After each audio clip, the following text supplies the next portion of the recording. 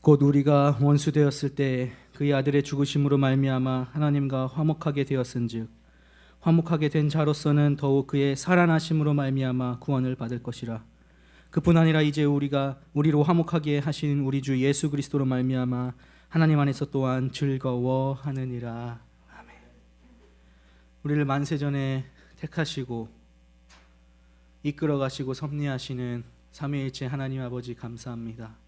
하나님의 그 지독하신 사랑의 끝에 예수 그리스도의 부활하심으로 우리의 구원을 확증하신 그 놀라운 은혜와 사랑을 기억하며 또는 오늘 부활주일 예배로 하나님 앞에 예배하게 하심이 얼마나 감사한지 모릅니다. 하나님께서 우리를 붙들고 인도하여 주셔서 그 부활의 기쁨과 즐거움 가운데 우리가 살아갈 수 있도록 인도하여 주셔서 우리가 하나님을 예배하고 하나님 앞에 나아가는 그 모든 것들이 하나님의 영광이 됨을 기억할 수 있도록 인도하여 주시고 그 모든 삶이 하나님 안에서 형통하며 복받는 삶으로서의 그 삶이라는 그 사실을 기억할 수 있는 우리의 모습이 될 수 있도록 인도하여 주옵소서. 세상은 흉흉하고 어지러운 가운데 있지만 그 가운데서도 우리는 예수 그리스도의 그 부활을 증거하며 전하며 나아갈 수 있는 그런 신앙인이 될 수 있도록 인도하여 주시며 그 은혜 가운데 우리가 거할 수 있는 놀라운 신앙인들이 될 수 있도록 인도하여 주옵소서. 감사드립니다. 예수님 이름으로 기원합니다. 아멘. 찬송가 160장 찬송하겠습니다.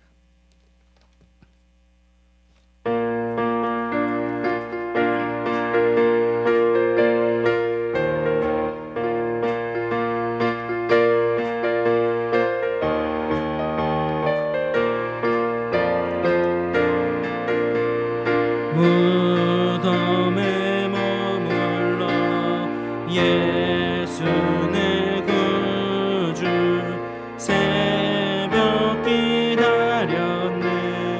예수 내 주 원수를 다 이기고 무덤에서 살아나셨네. 어둠을 이기시고 나와서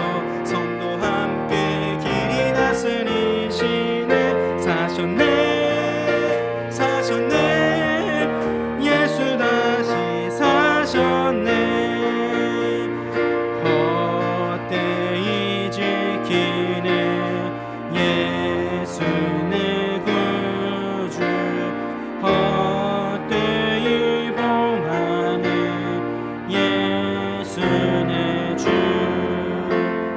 원수를 다 이기고 무덤에서 살아나셨네. 어둠을 이기시고 나와서 성도 함께 길이 다스리시네. 사셨네. 사셨네. 예수 다시 사셨네. 거기 못 가두네. 예수 내 구주 우리를 살리네. 예수 내 주 원수를 다 이기고 무덤에서 살아나셨네. 어둠을 이기시고 나와서 성도 함께 길이 다스리시네. 사셨네. 사셨네. 예수 다시 사셨네.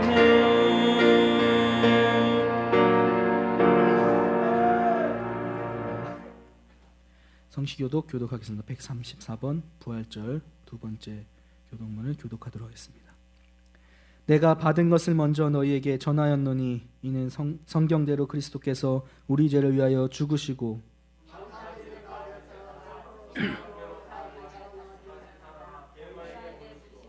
후에 12 제자에게와 그 후에 500여 형제에게 일시에 보이셨나니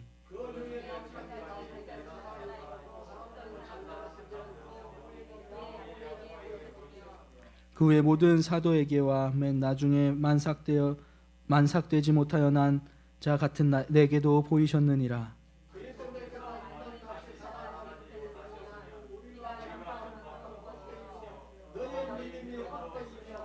만일 그리스도 안에서 우리가 바라는 것이 다만 이 세상의 삶뿐이면 모든 사람 가운데 우리가 더욱 불쌍한 자이리라.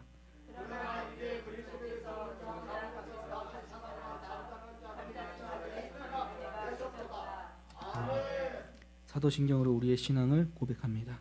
전능하사 천지를 만드신 하나님 아버지를 내가 믿사오며 그 외아들 우리 주 예수 그리스도를 믿사오니 이는 성령으로 잉태하사 동정녀 마리아에게 나시고 본디오 빌라도에게 고난을 받으사 십자가에 못 박혀 죽으시고 장사한 지 사흘 만에 죽은 자 가운데서 다시 살아나시며 하늘에 오르사 전능하신 하나님 우편에 앉아 계시다가 이로써 산자와 죽은 자를 심판하러 오시리라.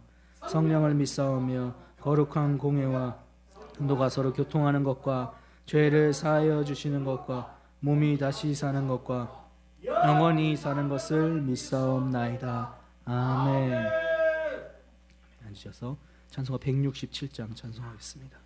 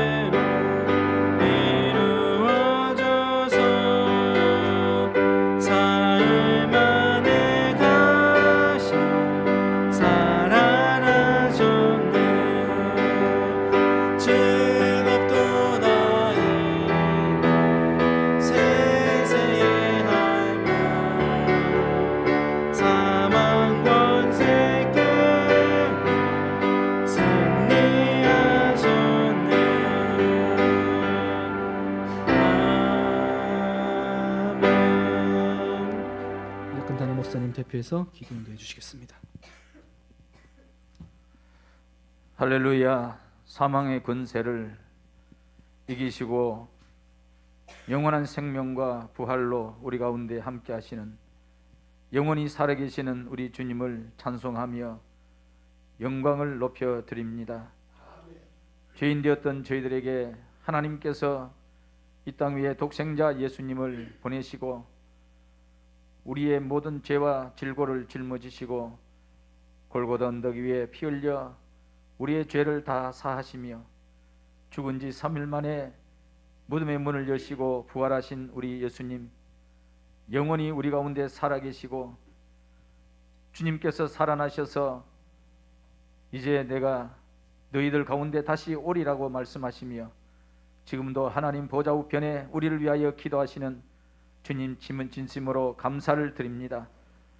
오늘 부활절 귀한 아침에 우리가 하나님께 예배할 수 있게 하심을 감사하며 하나님, 이 부활절로 인하여 우리가 간절히 구하옵기는 오랜 질병과 고난 가운데 있는 이 땅을 주님 친히 찾아오셔서 치료하여 주시고 우리를 긍휼히 여겨 주시기를 원합니다. 인간의 과학과 지식이 아무리 오늘 높아져 가도 질병 하나 이길 수 없는 연약한 우리 인생임을 알고 우리 하나님께 모든 영혼들이 돌아와 우리 아버지께 구하며 주님 주시는 회복이 일어나기를 원합니다. 사망의 그늘 아래 있는 자들이 부활의 예수님을 만나게 도와주시고 질병과 고통 속에 있는 자들이 예수께 나와 주님 주시는 그 부활의 기쁨을 맛볼 수 있게 하여 주옵소서. 힘으로도 능으로도 할 수 없지만은 오늘 여호와의 능력으로 말미암아 오늘 이 땅을 회복시켜 주실 줄로 믿습니다. 절망과 좌절 속에 있던 그 제자들이 주님이 십자가에 죽으심으로 말미암아 이제는 멸망당한 것처럼 슬퍼하고 괴로워했던 그들이 부활의 주님을 만남으로 인하여 다시 그들이 용기를 얻고 영원히 살아계신 주님을 통하여 세상을 향하여 담대하게 나아갔던 것처럼 오늘 부활의 주님을 만나는 이 아침이 되게 하여 주시옵소서. 우리 성도들이 이 어려운 시국에 부활의 주님이 나와 함께 하시고 우리의 삶과 우리의 가정이 함께 하심을 우리가 믿고 그 능력으로 승리하도록 도와주시옵소서. 우리 앞에 있는 어떠한 험준 산악이라 할지라도 오늘 하나님의 말씀을 믿고 나가는 오늘 모든 성도들에게 모든 어둠의 세력은 떠나게 하시고 광명한 주님의 빛이 비치어 날마다 하나님을 찬송하며 능력 있게 살아가는 삶이 되기를 원합니다.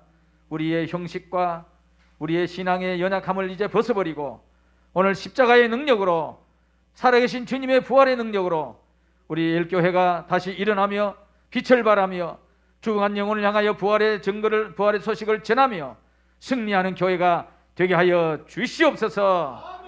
오늘도 하나님 말씀을 들고 서신 귀한 우리 목사님에게 성령의 능력을 칠변하다 하시고 그 입술의 말씀의 능력을 통하여 우리 성도들이 우리의 영혼 깊은 곳에 이 말씀의 능력을 믿고 힘을 얻어 세상에 나가 부활의 주님을 증거하여 하는 영혼을 살려내는 교회가 되도록 이 시대의 모든 어둠을 걷어내고 이 시대를 살리는 우리 성도들이 되게 하여 주시옵소서.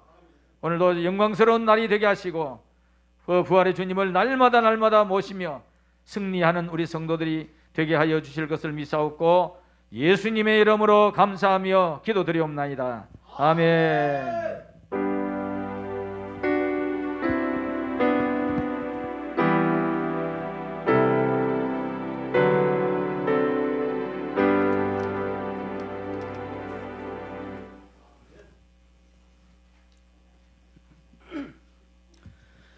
성경 말씀 함께 보겠습니다. 고린도전서 1장 18절부터 31절까지 말씀입니다.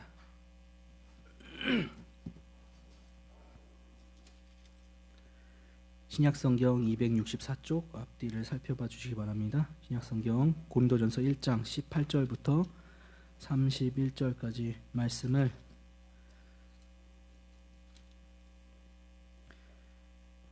교독하도록 하겠습니다. 제가 한 절, 여러분 한 절 교독하도록 하겠습니다. 제가 먼저 읽겠습니다. 십자가의 도가 멸망하는 자들에게는 미련한 것이요 구원을 받는 우리에게는 하나님의 능력이라.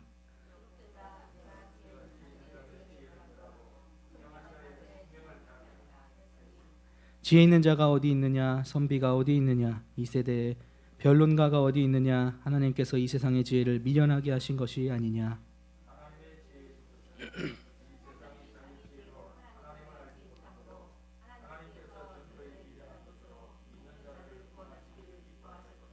유대인은 표적을 구하고 헬라인은 지혜를 찾으나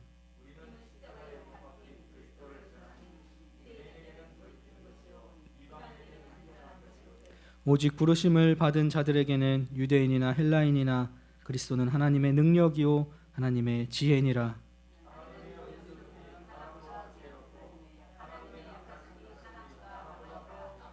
형제들아 너희를 부르심을 보라. 육체를 따라 지혜로운 자가 많지 아니하며 능한 자가 많지 아니하며 문벌 좋은 자가 많지 아니하도다.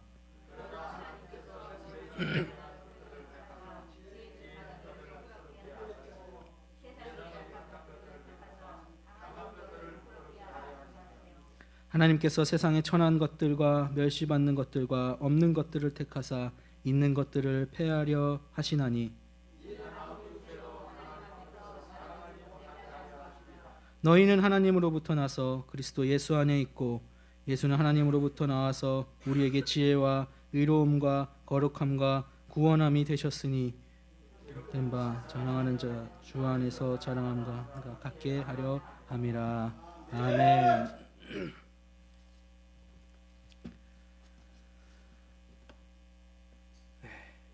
참 코로나가 뭔지 그렇죠? 살면서 주일 예배를 결석하리라고는 생각도 못하고 살아왔는데 벌써 뭐 결석한 게 손가락에 꼽을 정도니까 참 그러고 보면은 예배를 하는 것도 하나님께서 허락하시지 않으면 우리는 아무것도 아니다라는 게 참 절실하게 느껴지는 때를 지나가고 있는 것 같아요. 내가 하는 것 같아 보이지만 하나님께서 허락하지 않으면 아무것도 할 수 없는 존재라는 것을 우리가 이번 기회를 통해서 또 뼈저리게 느끼고 또 지나가는 것 같아요. 몸이 코로나 때문에 아프지는 않은데 기침을 자꾸 해서 제가 설교 중간중간에 기침을 하게 되더라도 양해를 먼저 구하고 제가 설교를 하도록 하겠습니다. 잠시 기도하겠습니다. 거룩하신 하나님, 너무나 감사합니다. 하나님이 이끌어 주시고 보살펴 주시지 않으면 우리는 아무것도 아니라는 것을 또 이번 사태를 지나가면서 또 한번 생각하게 되는 것 같습니다. 사람이 사람의 힘으로 뭐든지 다 할 수 있을 것처럼 보이지만 우리가 할 수 있는 것들은 아무것도 없고 오직 하나님께 의지하며 나아가는 것밖에 할 수 없다는 것을 다시 한번 생각하며 나아갈 수 있도록 인도하여 주옵소서. 하나님의 말씀을 살펴보고자 합니다. 부활주일 아침 이 세상의 가장 큰 지혜는 예수 그리스도라는 그 사실을 우리가 기억하며 나아가길 원하오니 말씀을 통하여서 우리에게 은혜를 허락하여 주옵소서. 감사드립니다. 예수님 이름으로 기도하였습니다. 아멘. 매년 부활주일이 되면은 정말 진심으로 예수님의 부활을 기념하는 날이 되었으면 좋겠습니다. 사람들을 많이 만나다 보면 나도 예전에 교회 나간 적 있습니다 라고 하는 사람들 중에 상당수가 부활주일에 나갔었어요. 크리스마스에 나갔었어요. 그런 사람이 대부분이에요. 그런 사람들은 이제 지금은 교회를 다니진 않지만 그 날을 기억을 하는 거죠. 그럼에도 불구하고 지금은 신앙생활을 하지 않고 있는 어떻게 보면 안타까운 모습들이 많이 보이게 되고, 심지어 자기는 교회는 안 나가는데도 예수님한테 기도를 합니다 이렇게 이야기하는 사람들도 있어요. 참 신기하죠. 하루빨리 그런 분들은 교회로 다시 돌아왔으면 좋겠다라는 생각을 하고 기도도 하고 하게 되는데, 교회 안에 있는 신자들 중에서도 그냥 1년에 한 번 지나가는 그냥 그런 행사, 절기, 매년 그냥 지나가는 행사로 여기면서 살아가는 사람들이 있는 것도 사실이기 때문에 아까도 말씀드렸지만 진심으로 부활, 예수 그리스도의 부활을 정말로 기뻐하고 기념하는 그런 부활주일이 될 수 있으면 너무 좋겠다라고 하는 생각이 드는 그런 아침입니다. 근데 지금의 어떤 한국교회 현실에서 보면 그러지 못한, 한국교회가 그렇게 부활주의를 지켜내지 못하고 있는 그런 이유 중에 하나가 하나님의 온전하신 뜻을 드러내는 삶을 살지 못하기 때문이다 라는 것이 많은 사람이 평가하는 평가들이고, 오늘 우리가 바라보는 한국교회의 현실임을 또 고백하게 되죠. 매우 이것은 비정상적인 상황이다는 것을 우리는 너무나 잘 알고 있어요. 정상적이지 않은 거죠. 그런 이런 비정상적인 일들이 계속해서 매해마다 벌어지고 있는 그런 이유는 바로 우리들의 영이 병들어 있기 때문입니다. 우리의 영이 죽어 있기 때문입니다.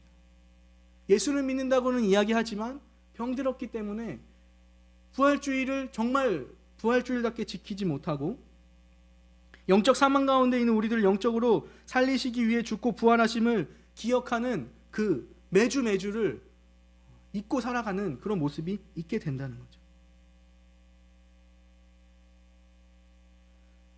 그렇기 때문에 우리는 그 부분들을 잘 한번 생각해 보면서 부활을 기념하는 예수 그리스도의 부활을 기념하는 부활절뿐만 아니라 매주일을 부활을 기념하고 또 그 매주일 가운데서 또 세부적으로 매일매일 예수 그리스도의 부활을 기념하면서 예수 그리스도의 죽으심과 부활하심으로 내가 살아났다라고 하는 것을 내가 바라보면서 살아가는, 그리고 그 예수 그리스도의 십자가가 이 세상 최고의 지혜임을 알고 살아가는 신자가 되어져야 한다는 그 사실을 우리가 한 번 더 생각해 봐야 할 것 같습니다.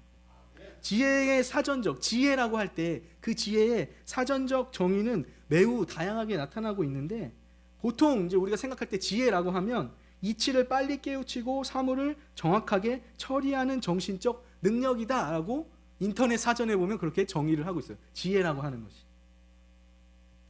임마누엘 칸트라고 하는 사람은 과학은 정리된 지식이고 지혜는 정리된 인생이다, 이렇게 이야기를 하더라고요.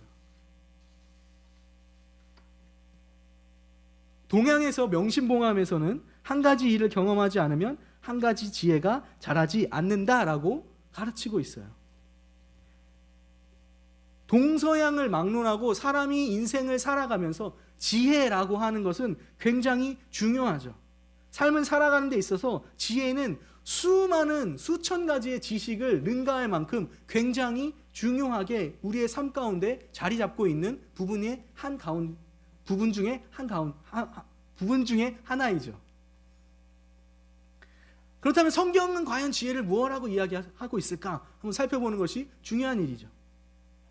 세상 사람들은 그렇게 이야기하는데, 지혜를 이렇게도 정의를 하고 저렇게도 정의를 하는데, 과연 그렇다면 성경은 뭐라고 이야기하고 있을까? 성경에서 지혜라는 단어가 300번도 넘게 나오는 단어예요. 그러니까 개념으로 따진다면 뭐 이렇게 우리 먹다, 마시다 이런 단어를 제외하고 그냥 개념적인 개념으로 생각하면 300번 이상 나오는 것은 굉장히 사용 빈도가 높은 단어예요. 그만큼 굉장히 중요하다는 뜻이 되겠죠. 지혜를 나타내는 호크마라고 하는 단어는 네이버에 들어가서 딱 호크마 검색을 하잖아요. 그럼 고대 히브리어 사전을 보면 1번 기술, 2번 지혜, 3번 학식, 이렇게 딱 정의를 해놨어요. 네이버에 가서 검색을 하면. 근데 성경에서는 이 세 가지를 다 어우러져서 사용하고 있는 것 같아요.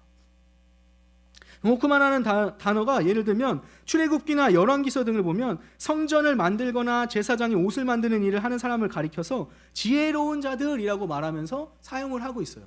기술을 가지고 있는 사람들을 지칭하면서 지혜라고 이야기하고 있다는 거죠. 출애굽기 35장 35절에 보시면 지혜로운 마음을 그들에게 충만하게 하사 여러 가지 일을 하게 하시되 조각하는 일과 세공하는 일과 청색, 자색, 홍색 실과 가는 배실로 수놓는 일과 짜는 일과 그 외 여러 가지 일을 하게 하시고 정교한 일을 고안하게 하셨느니라. 성막을 만들 때 기술을 가진 사람들이 필요하잖아요. 그 사람들을 가르쳐서 지혜 있다라고 이야기하고 기술을 가진 것을 지혜다라고 이야기를 하고 있다는 거예요.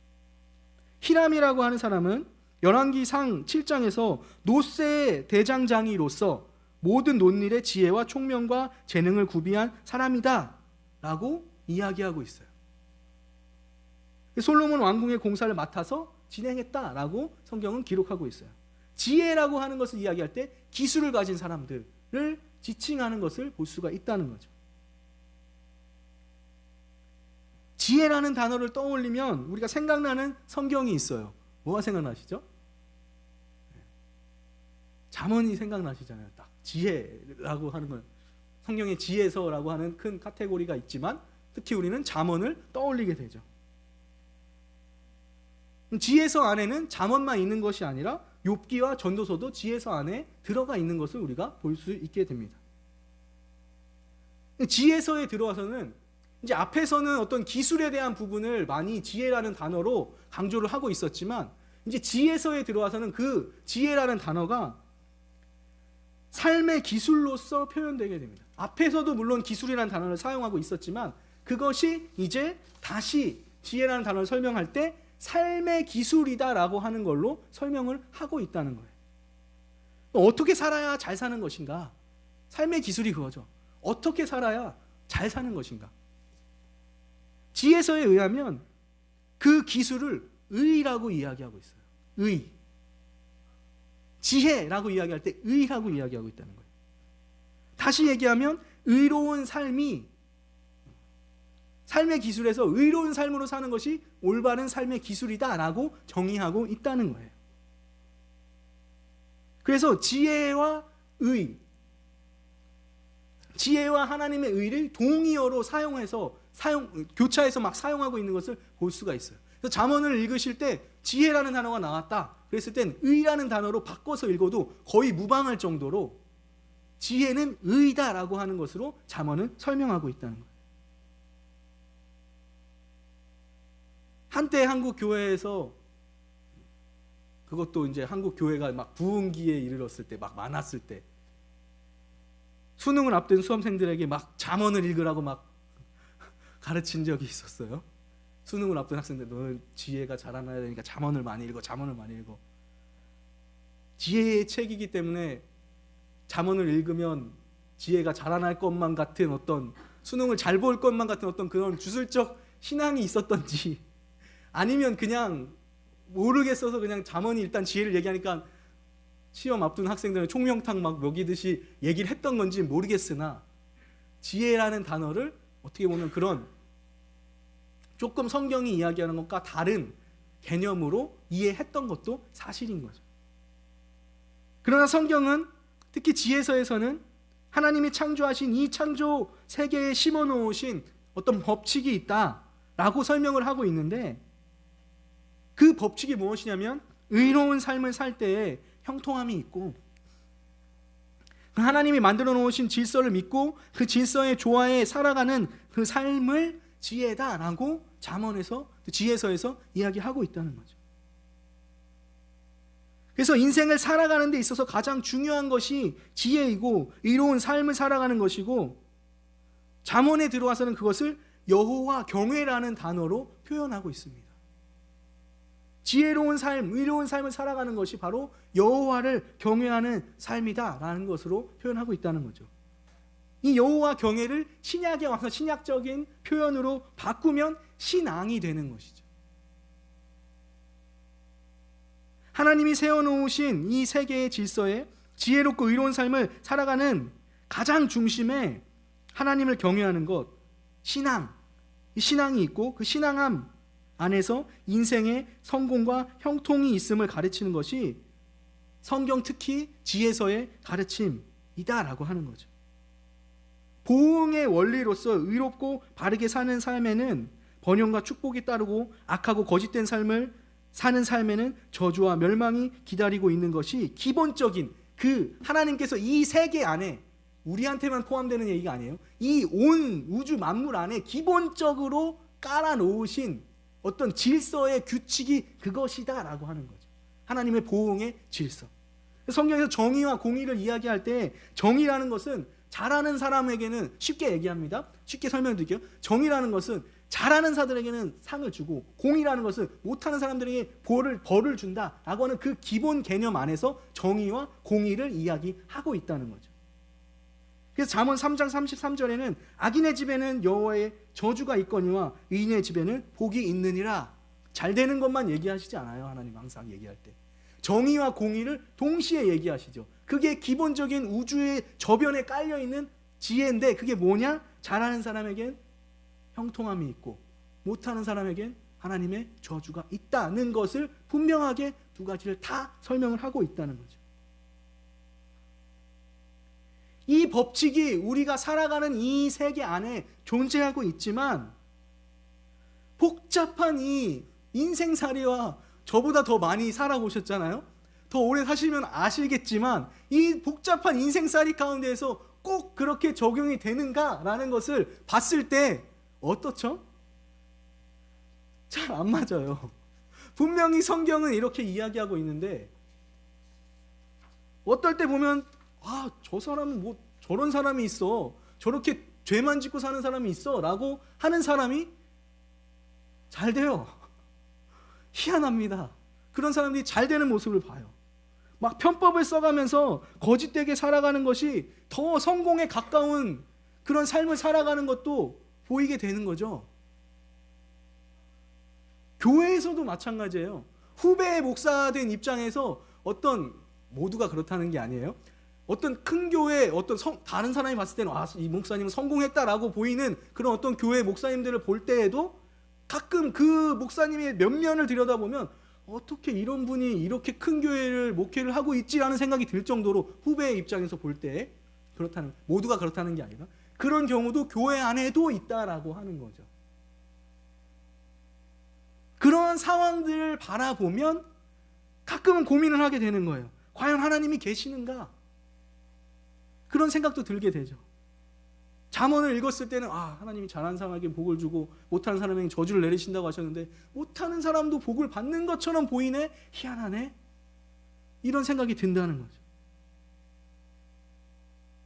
그런 상황이 이제 지속되다 보면 사람들은 어떤 생각을 하다 보면 어떤 생각을 하냐고 하면 이 인간의 죄성이에요. 이게 죄성이에요. 올바르게 살아도 도움되는 게 없네? 나도 그럼 좀 대충 한번 그냥 그렇게 규칙 같은 거 그냥 한번 어겨보고 별로 뭐 벌 주시는 것 같지도 않네. 이렇게 사람의 죄성은 그렇게 이제 딸려가는 거죠. 바라보면서. 그런 사람들을 우리는 뭐라고 부를까요? 와, 정말 지혜가 없다. 이렇게 부르는 거예요. 이제 그런 사람들을 바라보면서 지혜 정말 없다. 아니 내가 봤을 때 저 사람들이 잘못하는데도 잘 살아 같은 거 같아 보이고 막 범죄하고 있는데도 불구하고 잘 사니까 나도 한번 그렇게 저렇게 살아볼까라고 생각하는 거는 굉장히 바보 같은 거죠. 바보 같은 거예요. 왜냐하면 종국적으로 하나님의 지혜대로 하나님의 그 만들어 놓으신 그 규칙대로 하나님께서 종국적으로는 보응하실 것이기 때문이죠. 그거는 변함이 없는 진리예요. 지금 우리의 눈으로 봤을 때는 그 사람이 잘 나가는 것 같아 보이고 성공한 것 같아 보이고 대단한 사람인 것 같아 보여도 결국에는 하나님께서 그가 행한 모든 것대로 다 호응하실 거라는 거죠. 하나님은 인간의 기대대로 모든 걸 운영해 나가시는 분이 아니시죠. 하나님이 이 세상을 섭리해 나가시고 운영해 나가는 방식은 인간의 지혜와 기회를 훨씬 뛰어넘는 방법으로 역사를 하십니다. 때로는 우리가 이해하지 못하는 방식으로 모든 역사를 운영해 나가십니다. 그러다 보니까 우리가 의로운 삶으로 신앙생활에 나가도 마주하는 어려움들이 있는 거예요. 내가 이렇게 신앙생활 열심히 하고 있는데도 성경에서는 분명히 복을 우리에게 허락해 주신다고 했는데 또 복이 아닌 것 같아 보이고 이게 맞는 건가 싶기도 하고 그런 모습이 보이게 된다는 거죠. 우리가 하나님의 도덕 질서에 맞게 살아가려고 노력하면 노력할수록 부딪히는 어려움들이 분명히 존재하고 있다는 거죠. 그러나 끝끝내는 모든 것들은 하나님의 질서에 맞게 돌아갈 것이고 그런 문제들에 대한 지혜를 그런 마주하는 문제들을 전도서와 욥기에서는 이야기하고 있는 거예요. 잠언에서 지혜를 이렇게 이야기하지만 전도서와 욥기서를 보면 그럼에도 불구하고 의인에게도 이러한 일이 발생이 되네. 욥 같은 사람에게도 이러한 문제들이 발생이 되는구나. 지혜에 대한 또 다른 면모들을 하나님께서 보여주시면서 그래서 그게 세 개가 다 지혜서 안에 있는 거죠. 그런 부분들을 살펴보면서 우리가 하나님 앞에 어떻게 신앙생활에 나가야 될 것인가 라는 부분을 다시 한번 생각하게 해주는 거죠. 그러니까 성경을 읽을 때에는 한쪽 부분만을 보면 안 되고 항상 말씀드리지만 성경 전체를 항상 관조하면서 우리는 살펴보아야 된다라고 하는 거죠. 그 안에서 살펴보면 하나님이 기본적으로 설정해 놓으신 그런 공의와 정의와 하나님의 지혜, 삶의 기술, 규칙 가운데에서 살아가더라도 또 다른 하나님의 운영하시는 방법대로 의인을 또 하나님께서 고난을 주시고 연단하시는 그런 부분들이 분명히 존재하고 있구나라고 하는 것을 바라보고 지혜의 말씀대로 살아가는 것이 올바른 행동이지 그걸 바라보면서 올바로 살아도 별거 없네. 나도 올바르지 않게 살아야겠다라고 하는 것은 정말 미련한 행동이라는 거예요. 그런데 오늘날 한국 교회는 안타깝지만 그런 부분들을 많이 놓쳐가고 있는 것만 같아요. 신앙생활을 한다고 하면서 아주 구체적인 예를 들게요. 내가 시장에서 계산을 했어요. 거스름돈을 2만 원을 받아야 되는데 3만 원을 받았는데 아줌마는 몰라. 그럼 어떻게 해요? 돌려줘야죠. 돌려주는 게 아주 기본적인 걸 얘기하는 겁니다. 뭐 이런 것들로부터 시작을 해서 굉장히 기본적인 것조차도 아예 무시하면서 살아가고 있는 모습이 교회 안에 보였다는 거예요, 여태까지. 그러니까 사람들이 안 좋아하죠. 아, 이 사람은 교회 다닌다고 하면서도 교회 안 다니는 사람보다 못하네? 이런 얘기가 나오는 거예요. 굉장히 비정상적인 상황이 벌어지고 있는데도 한국 교회는 영적으로 병들었기 때문에 우리 교회를 이야기하는 것이 아니라 저기 어디 교회 얘기하는 거예요. 절대 우리 교회를 그러신 분들이 전혀 없다는 걸 저는 아주 잘 알고 있어요. 그렇지만 실제적인 하나의 또 다른 예를 들면 코로나 이전이나 코로나 이후나 단 한 명의 이탈자가 없어요. 저희는. 그렇죠? 네. 그대로 다른 교회는 난리도 아니에요. 코로나 끝나고 나니까 성도가 어디 노예 갔더니 지난번에 노예 갔더니 우리 교회는 장로님이 안 나와. 장로님이 안 나온대요. 코로나를 지나고 났더니. 우리 교회는 안 그렇잖아요. 100% 그대로 있잖아요. 우리 교회 얘기하는 게 아니에요. 한국 교회의 모습이 그렇게 어쩌면 그 하나님의 공의와 정의를 무시한 채 살아가는 모습이 있었다라고 하는 거죠. 그러나 하나님은 우리의 이해를 초월하는 방식으로 이끌어가고 계시고 그 질서를 이끌어가는 방식은 여전히 성경에서 말씀하고 있는 그 진리의 말씀이 그대로 깔려 있다라고 하는 거예요.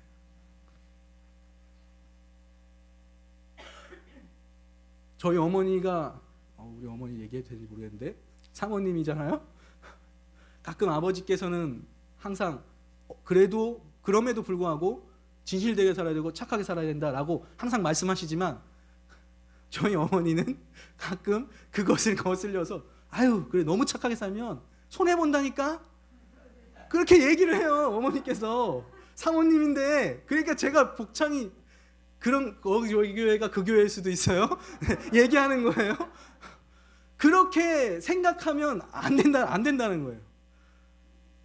손해를 보죠. 분명히 손해 보는 경우도 있죠. 왜 없겠어요.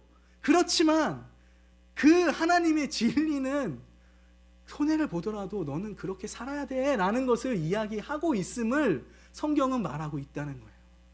빌 게이츠라고 하는 굉장히 부자인 마이크로소프트를 만든 사람이 어느 고등학교 연설에서 졸업 연설을 할 때 이런 얘기를 사내에 이제 발을 내딛는 초년생들에게 이런 얘기를 했다 그래요. 두 가지 조언을 했는데 첫째, 지금 도서관에 앉아서 있는 내 친구를 비웃지 마라. 그 친구가 언제는 너의 직장 상사가 될지 모른다. 열심히 일하는 사람한테는 분명히 그에 따른 대가가 분명히 찾아온다라고 하는 것을 지적하고 있는 거죠. 둘째, 세상은 항상 공정하지 않다는 것에 익숙해져라. 세상은 불공평하다는 거예요. 두 가지를 다 얘기한 거예요. 어쩌면 지금 이야기하고자 하는 거를 그대로 이야기하는 거죠. 빌 게이츠라는 사람이. 예수를 믿는 사람인지 아닌지는 모르겠어요. 그 사람이 진리의 이 성경 말씀을 토대로 그런 얘기를 했는지는 모르겠어요. 완전히 다른 어떤 명제가 하나는 착하게 착실하게 살아라라고 하는 것과 이 세상은 부조리하고 불공정하다라고 하는 것이 동시에 존재하고 있다는 것을 같이 얘기해주고 있다는 거예요. 이 사람은 예수 믿지 않는, 모르겠어요. 그것은 정확하진 않지만, 근데도 이 정도의 어떤 삶의 기술을 터득한 어떤 사람인 거죠. 그러니까 많은 돈을 벌고 많은 부를 가지고 있는 사람이 되었을 수 있겠죠. 이것을 기억한다면 조금이라도 우리가 성경을 이해하는데 도움이 어느 정도 될 것 같다라고 하는 생각이 듭니다. 의로운 삶에 대하여 세우신 하나님의 법칙은 변함이 없습니다. 당장 일어나는 어떤 모순적인 일들, 악인들이 잘 되는 문제들, 이해가 되지 않고 불합리해 보여도 그것 때문에 내가 자포자기하면서 의로운 삶을 포기하는 것이 아니라 오히려 의로운 신앙을 붙잡음으로써 그 문제들이 해결되어지는 올바른 지혜가 있는 그런 신앙을 가지고 있어야 된다는 것을 항상 잊어서는 안 된다는 거죠. 오늘 우리가 읽은 본문을 살펴보겠습니다. 구약의 지혜서들이 있다면 신약 성경에 있어서 전체를 통틀어서 지혜라고 하는 단어가 가장 많이 나오는 책이 고린도서예요. 고린도전서입니다. 그도 그럴 것이 고린도 교회는 헬라 문화의 중심에 있던 교회였습니다. 지난번에 제가 말씀드렸죠. 중간기 설명하면서 헬라 문화가 아주 꽉 잡고 있었고 그다음에 이제 로마로 넘어갔다 했는데 로마로 넘어갔지만 그 어떤 지성의 중심에는 헬라 문화가 아주 전 세계적으로 퍼져 있었어요. 그런 한복판에 고린도 교회라는 교회가 있었던 거예요. 헬라의 문화 속에서 소크라테스, 플라톤, 아리스토텔레스 이런 우리가 세상 사람들도 이름만 대면 다 아는 그런 어떤 지성의 중심이 되는 사람들 다 헬라 문화권에서 발전했던 사람들이죠. 헬라 철학이 인간 정신의 최고의 가치로 인정되는 그런 사상이 팽배한 그런 분위기 속에서 고린도 교회는 개척이 되어진 거예요. 그 교회를 중심으로 복음이 전달되어져야 했고 그 모든 가치관에 이 세상의 그 모든 가치관에 대항해서 신앙을 지켜나가야만 했던 교회가 바로 이 고린도 교회였다라고 하는 거죠. 오늘날 우리의 현실과 비슷한 상황이죠. 인간 중심적으로 돌아가는 인간의 지성이 최고의 가치라고 여기는 그러한 세상 가운데에서 살아가는 것과 같이 그 당시의 교회에서는 특히 고린도 교회는 그게 너무너무 심했다는 거죠. 그렇기 때문에 지혜가 무엇이냐라고 하는 것을 계속해서 설명해 줄 필요가 있었던 거죠. 그 가운데에서 바울은 십자가의 도, 즉 복음이 하나님의 지혜로서 이 세상 지혜를 미련케 하신다라고 하는 것을 가르치고 있었다는 거예요. 고린도전서 1장 19절에서 20절을 보면 기록된 바 내가 지혜 있는 자들의 지혜를 멸하고 총명한 자들의 총명을 폐하리라 하였으니 지혜 있는 자가 어디 있느냐 선비가 어디 있느냐 이 세대의 변론가가 어디 있느냐 하나님께서 이 세상의 지혜를 미련하게 하신 것이 아니냐.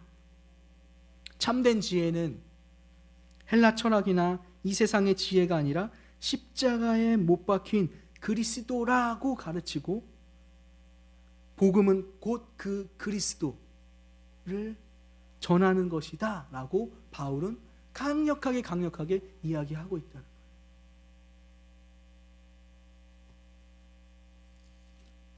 그래서 그리스도는 하나님의 지혜, 24절에 얘기하죠. 하나님의 지혜며 하나님으로부터 나온 지혜다 라고 이야기하고 있습니다. 30절에서 복음을 모르는 이들에게는 미련해 보이지만 하나님의 백성에게는 십자가에 못 박히신 그리스도가 구원의 길이며 능력이 된다라고 이야기하고 있는 겁니다.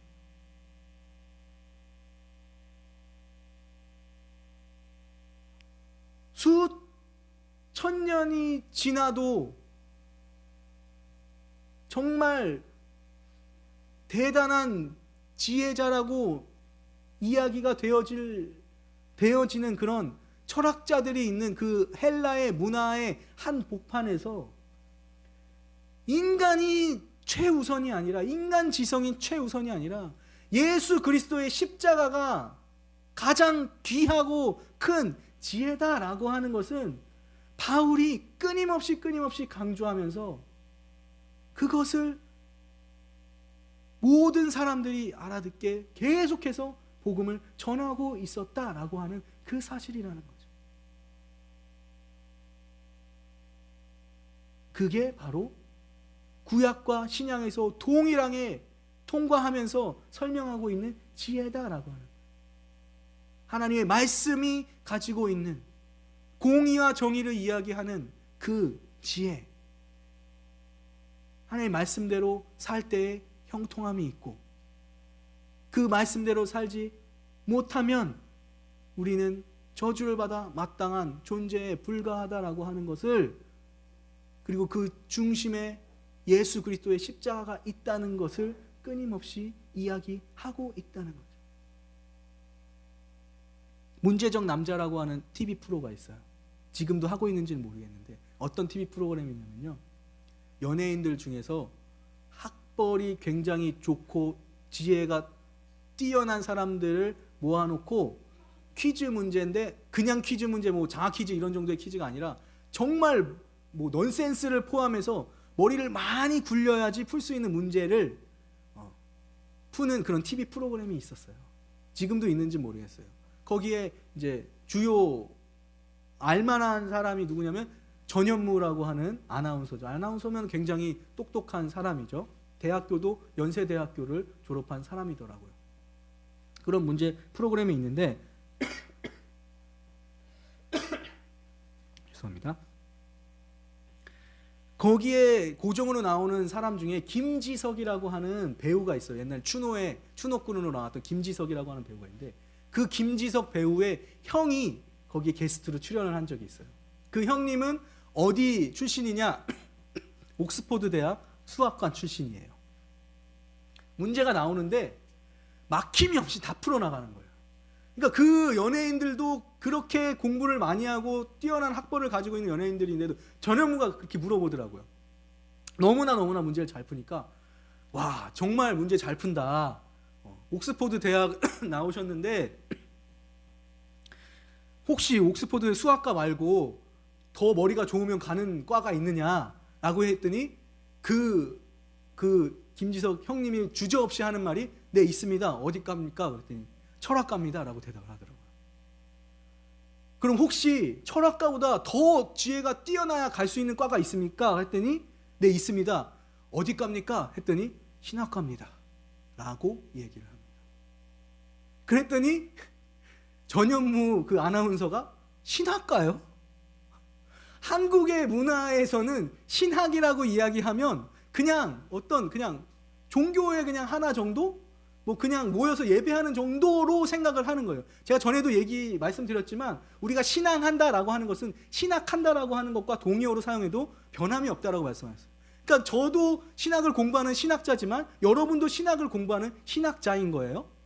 근데 이 옥스퍼드 나온 이 유럽이니까 서양인 문화에서 옥스퍼드를 나온 이 분이 신학가입니다라고 이야기를 하니까 전현무가 못 믿겠다라는 신학가요?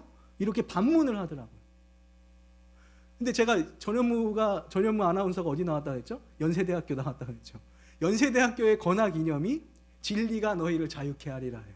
자기네 학교 건학 이념이 성경 말씀인데도 불구하고 뛰어난 지식을 가지고 있어도 이해를 못하는 거예요. 신학이 어떻게 최고의 학문이 될 수가 있는가? 수천 년을 거치면서 이 서양 문화권에서는 생득적으로 신학함이 정말 최고의 학문이구나라고 하는 것을 생득적으로 알고 있는 거예요. 지금은 그들의 삶이 어떻게 살아가는지 과연 그렇게 살아가는지는 몰라도 그들의 어떤 저변 베이스 안에는 그게 깔려 있다는 거죠. 지혜가 정말 최고의 지혜는 하나님을 경외하는 것밖에는 없구나라고 하는 게 기본적으로 서양 사람들한테는 깔려 있는 거예요.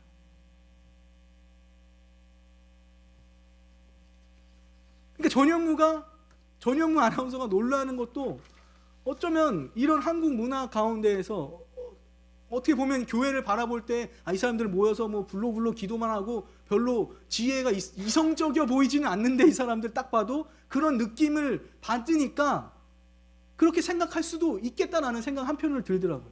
그렇지만 정말로 이 세상의 최고의 가치와 그런 학문을 연구하는 것은 저와 여러분들이 오늘날에도 끊임없이 학문하고 공부하고 있는 이 신앙함이 이 세상 그 어떤 학문에 견줄 수 없는 그런 지혜다라고 하는 것을 우리는 볼 수가 있는 거죠. 예수 믿지 않는 사람들의 어떤 그렇게 인정할 수밖에 없는 그런 고백이 나올 수밖에 없는 거죠. 그러나 이것은 인간이 아무리 노력한다라고 해서 깨달을 수 있는 영역이 아닌 것이죠.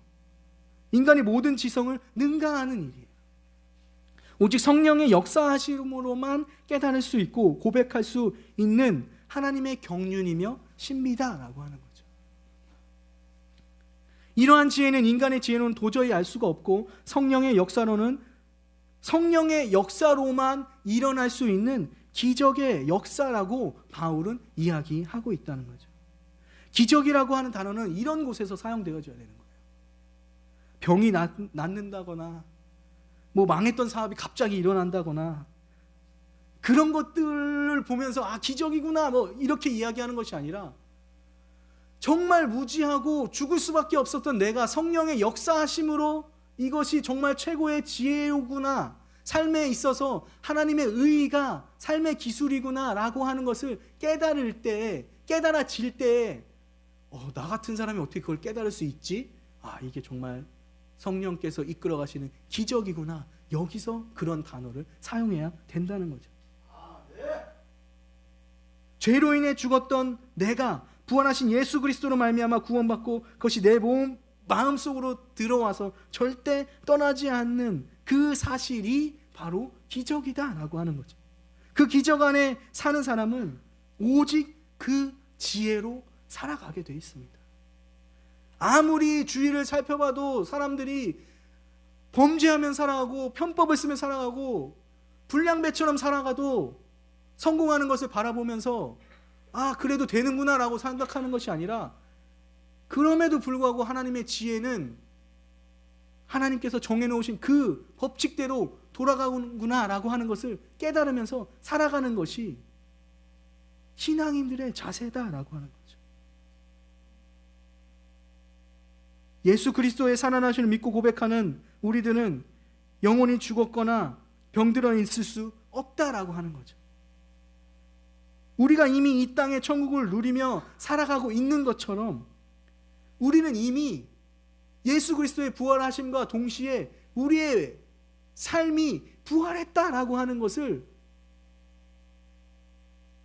이미 우리가 부활했다라고 하는, 나중에 우리가 부활된 몸으로 나중에 부활될 거지만 죽고 나서 예수 그리스도께서 재림하실 때 다시 우리도 또한 부활할 거지만 그때만을 의미하는 것이 아니라 지금 이 순간 여기에서 우리는 부활된 몸으로 부활된 영으로 살아가고 있다는 것이 바로 우리에게 가장 중요한 의미를 준다라고 하는 거죠.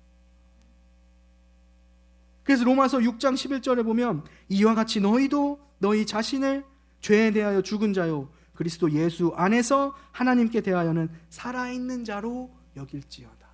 살아있는 자로, 이미 살아있는 자다라고 하는 거죠. 이미 부활된 모습으로 살아가고 있다라고 하는 거죠. 우리 영혼이 하나님에 대하여 산 자로 살아야 됩니다. 영혼이 산 사람은 하나님의 뜻에 민감하게 반응하며 살아가는 사람들입니다. 한국 교회가 제일 못하는 거 하나님이 살라고 하는 대로 살지 못하는 거, 살아가는 거 제일 못하는 거죠. 영적으로 병들어 있거나 심지어는 죽어 있는 상태라고 하는 거예요.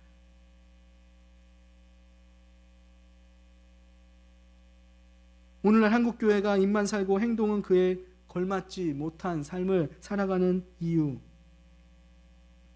하나님이 심어놓으신 이 세상의 원칙, 영원 불면의 그 진리대로 그것을 바라보지 못하고 세상의 가치관들이 그냥 그렇게 살아가는 대로 휩쓸려서 살아가고 있는 모습 때문에, 민감하게 하나님의 뜻에 반응하지 못하고 있기 때문에 오늘날 한국 교회는 굉장히 어려움을 맞고 있는 것이 현실이죠. 그럼에도 불구하고 오늘 우리가 부활주의를 맞이하면서 주는 가장 큰 의미는 예수 그리스도께서 재림하실 때 최종적으로 우리가 영과 몸의 부활을 맞이할 것이다 라고 하는 것, 장차 오실 예수 그리스도의 재림과 우리의 모든 영과 몸에 대한 부활의 확신이 또 그의 근거한 삶을 우리가 살아야 된다, 그런 삶의 태도를 취해야 된다라고 하는 거죠. 그래야만 우리가 부활 신앙을 믿는 신자라고 말할 수 있고 부활을 나타내는 삶을 사는 것이죠. 부활을 믿으십니까? 부활절 달걀을 전해도 좋고 편지를 써도 좋고 흰옷을 입고 부활절을 맞이하셔도 좋습니다. 그러나 거기에 부활 생명을 담은 사랑이 없다면 그것은 아무것도 아니다라는 거죠. 오직 우리가 바라볼 때 가장 큰 지혜이신 예수 그리스도의 부활하심과 다시 오심을 믿는 믿음을 우리의 삶으로 증명해 나가는 그런 귀한 성도들의 삶이 되시기를 주의 이름으로 축원합니다. 하나님의 어리석음이 사람보다 지혜롭고 하나님의 약하심이 사람보다 강하니라. 아멘. 우리 잠시 함께 기도하겠습니다. 목소리에서 기도하셔도 좋고 묵상으로 기도하셔도 좋습니다. 부활절을 지나가면서 부활의 그 놀라운 은혜와 신앙 가운데 우리가 매주 그냥 그렇게 매해 지나가는 절기 중에 하나로 지내는 것이 아니라 그 부활의 신앙에 근거한 삶을 살아가고 하나님께서 우리에게 지혜로 주신, 의로 주신 그 말씀에 민감하게 반응하며 살아갈 수 있는 우리의 모습이 될 수 있도록 인도해 달라고 이 시간에 함께 기도하도록 하겠습니다. 기도하시겠습니다. 거룩하신 하나님 아버지, 감사합니다. 부활절을 또 지날 수 있도록, 기념할 수 있도록 인도해 주심이 얼마나 감사한지 모릅니다. 하나님의 놀라운 은혜와 사랑 가운데 우리가 세워져 있고 하나님의 말씀을 근거하여서 예수 그리스도의 그것이 가장 큰 지혜라고 하는 사실을 우리가 바라보며 나아갑니다. 예수 그리스도의 그 지혜 가운데 우리가 서 있다라고 이야기하면 삶의 기술로서의 우리의 모습 가운데 그 의가 우리 가운데 세워져 있고 그 말씀대로 민감하게 반응하며 살아가는 삶이 우리 가운데 있어야 함을 우리가 기억할 수 있도록 인도하여 주옵소서. 예수 그리스도의 그 부활된 삶을 살아가는 우리 성도들은 이미 부활된 몸을 입고 살아간다는 그 사실을 기억할 수 있도록 인도하여 주시고 주의 보혈 가운데 나아갈 수 있는 우리의 모습이 될 수 있도록 인도하여 주옵소서. 하나님, 우리의 모습 가운데 하나님 부활을 입고 영적으로 죽어있는 상태가 되어져 있었음을 회개하며 나아갑니다. 이제 우리의 모습 가운데 예수 그리스도만 바라볼 수 있도록 인도하여 주시고 이 세상의 그 수많은 지혜와 지식들은 하나님 앞에 아무것도 아니라는 것을 기억할 수 있도록 인도하여 주시고 신앙함이 정말 하나님의 지혜로서 나아갈 수 있는 모습이라는 것을 깨닫게 하여 주시고 그 삶을 증명해낼 수 있는 우리의 모습이 될 수 있도록 하나님 붙들고 인도하여 주셔서 하나님 우리 함께 해주시고 인도하여 주셔서 하나님만을 바라보는 우리의 모습이 되게 하여 주시고 그 삶으로 나아갈 수 있는 우리의 삶의 모습이 될 수 있도록 하나님 붙들고 인도하여 주옵소서. 하나님 함께 하여 주시고 우리의 은혜를 허락하여 주옵소서.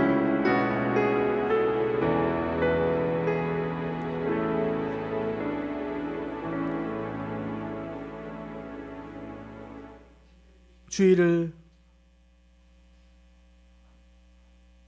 예배하며 나아가면서 또한 특별히 부활 주일로 하나님의 지혜이신 예수 그리스도의 부활하심을 또 한번 바라볼 수 있게 하심이 얼마나 감사한지 모릅니다. 그러나 우리의 모습은 영적으로 피폐하고 영적으로 병들어서 하나님 앞에 온전히 살아가지 못하는 모습을 보일 때가 얼마나 많이 있는지 모릅니다. 하나님, 그런 모습들을 회개하며 나아갑니다.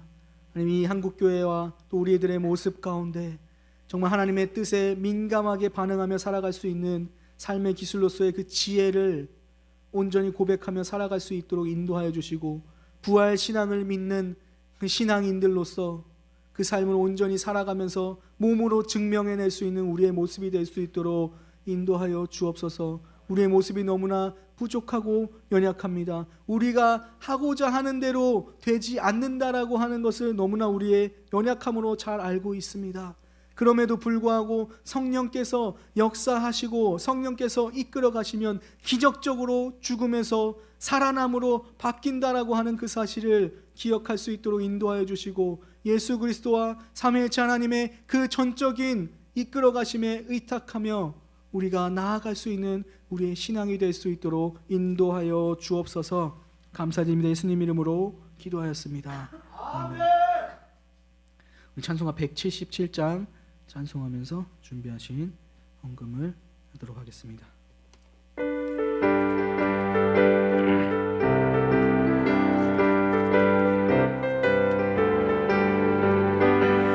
오랫동안 고대하던 천년 왕궁일 때 주의 신부 공중으로 들려 올라가겠네. 항상 깨어 기도하며 어서 준비합시다.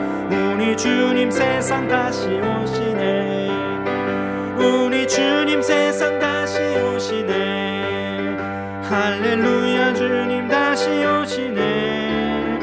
악한 마귀 결박하고 세상 다스리시라. 할렐루야, 주가 다시 오시네. 그때 모든 성도들의 기도 응답되리니 하나님을 모르는 이 천지간에 없어 모든 질병 근심 고통 눈물 없게 하시려 우리 주님 세상 다시 오시네. 우리 주님 세상 다시 오시네. 할렐루야 주님 다시 오시네.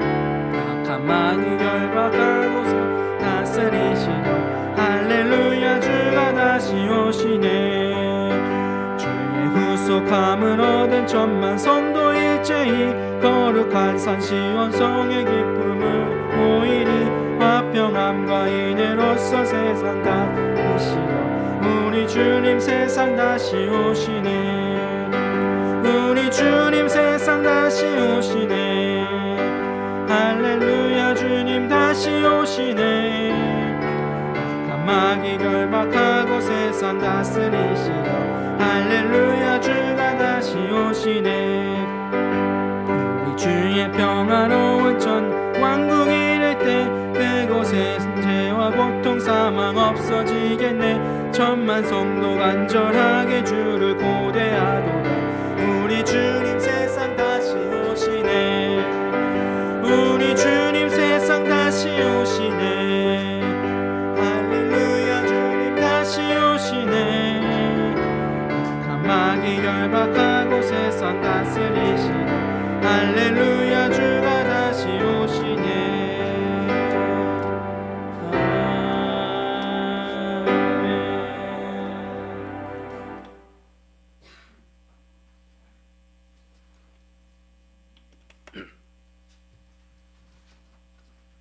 주 부활의 기쁨을 우리가 삶에서 정말 그렇게 기쁜 모습으로 정말로 기쁜 모습으로 증명해내고 그렇게 살아갈 수 있는 우리 예일교회 성도님들이 될 수 있기를 주님의 이름으로 축원합니다.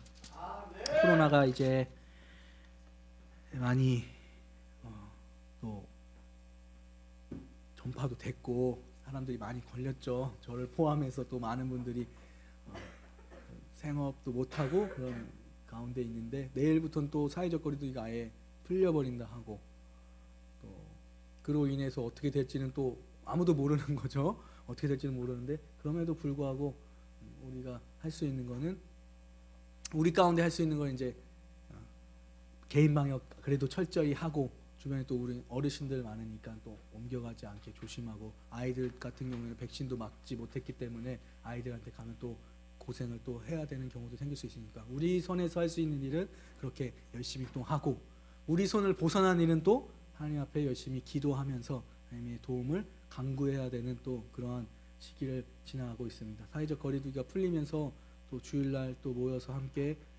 식사도 같이 하고 또 오후 예배도 하고 성경 공부도 하면서 우리가 우리의 신앙을 신학자로서 또 잘 살아갈 수 있는 그런 삶의 기술들을 배우는 그런 시간들이 또 속히 있어야 그냥 사는 거 아니잖아요. 잘 배워야 또 잘 사는 거니까 우리가 그런 삶이 또 속히 올 수 있도록 같이 기도해 주시고 인도해 주시면 또 좋을 것 같습니다. 노예가 있습니다. 19일 10시부터 하이 샬롬 교회 천호동에 있는 교회에서 있어서 목사님 이제 출타하실 예정이기 때문에 노예라고 하는 것은 제가 끊임없이 말씀을 드리지만 우리가 공교회다라고 이야기할 때 우리가 고백을 하잖아요. 공교회를 얘기할 때에는 노예를 말하는 거예요.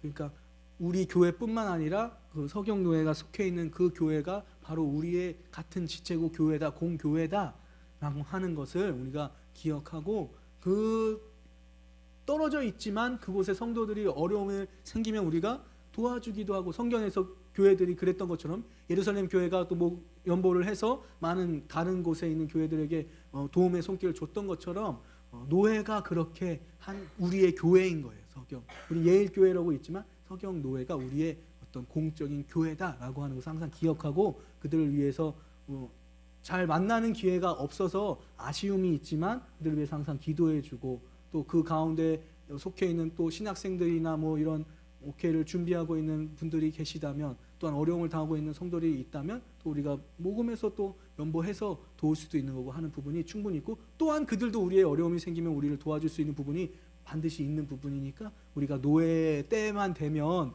항상 제가 말씀을 드려서 송구함이 있는데 노예 때뿐만 아니라 평소에도 그것을 잘 기억하시면서 그것을 위해서 항상 기도해 주시면 너무나 감사할 것 같습니다. 그리고 또 오늘 예배 끝나고 식사가 있는 거죠. 네, 예배 끝나고 식사가 준비되어져 있으니까 함께 교제 성도의 교제를 충분하게 나누고 또 우리의 삶 가운데서 또 우리의 서로 또 삶 가운데 살아가는 모습들도 나누면서 또 기도할 수 있는 거 서로 기도해 줄 수 있는 거 도구할 수 있는 것들 해주면서 그런 뜻깊은 시간이 될 수 있기를 바랍니다.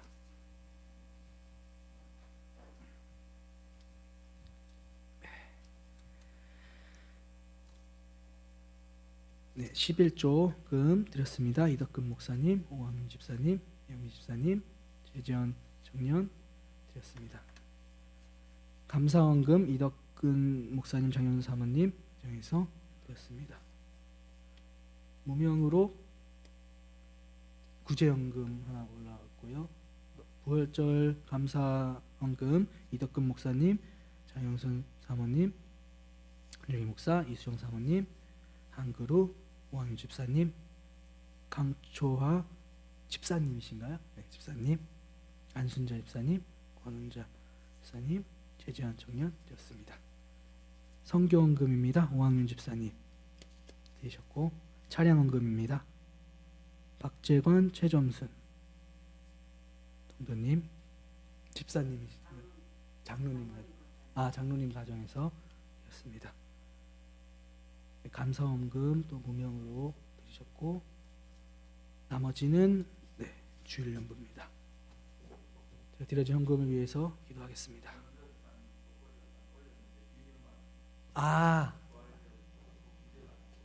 네네네, 알겠습니다. 꽃꽂이 강단 꽃꽂이 화분으로 또 헌신해 주셨습니다. 감사합니다. 제가 드려진 헌금을 위해서 기도하겠습니다.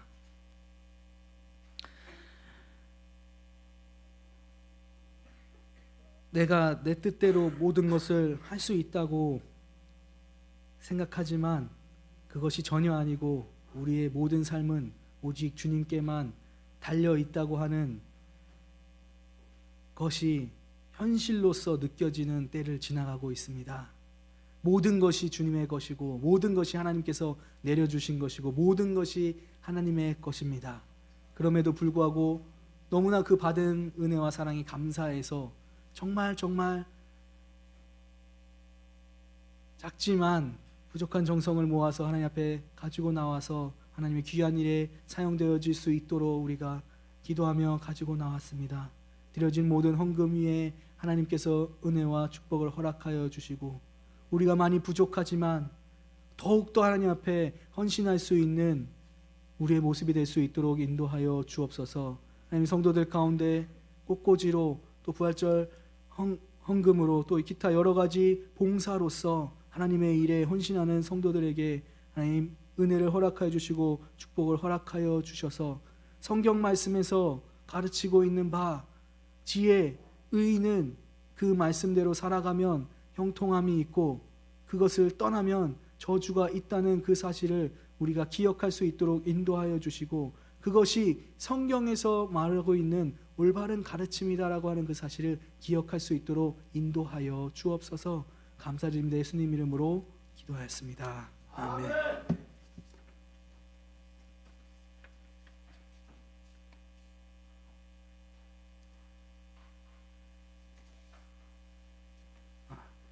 함께 일어나셔서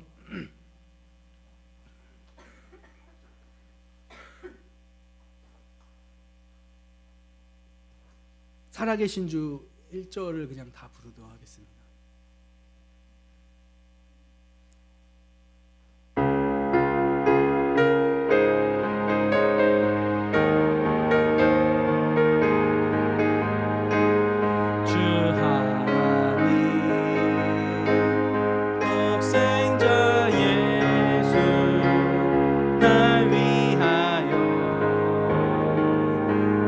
오시었네 내 모든